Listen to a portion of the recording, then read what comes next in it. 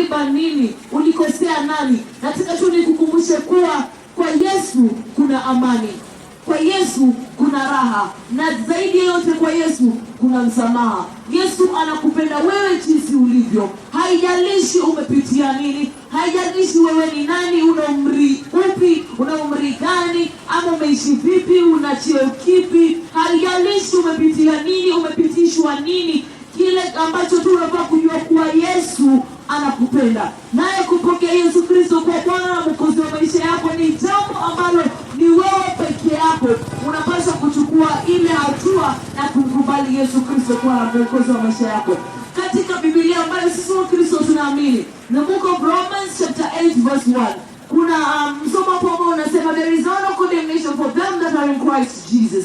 Hivyo basi unapopokea Yesu Kristo kwa Bwana na Mwokozi wa maisha yako, hamna yeyote atakayekushotea kidole na kuambia wewe ulifanya hiki na ukafanya kile. Maana unapoingia kwa Yesu, the old is gone and behold the new has come. Inaweza kuwa umelia miaka mingi, unalilia mtoto, unalia magonjwa, unalia familia, unalilia amani, unalilia hiki ama kile. Yesu akiwa upande wako, basi kilio chako ugeuka na kuwa furaha. Kilio chako ugeuka na kuwa ni shangwe, nderemo, vigelegele. Ukipokea Yesu Kristo kuwa ndani ya maisha yako, ingawaje unapitia magumu, utapata amani isiyoeleweka na kufahamika kwa akili za kibinadamu. Watasema wewe ni mchawi maana unacheka wengine wakilia. Watasema kuwa wewe ni Illuminati maana Mungu atakuinua, akubariki, akutajirisha zaidi ya wewe ungalifikiria. Basi mpendwa msikilizaji, leo na kualika umkubali Yesu Kristo kuwa Bwana na Mwokozi wa maisha yako. Hamna yeyote anayekuwa na ruhusa ya kuambia kuwa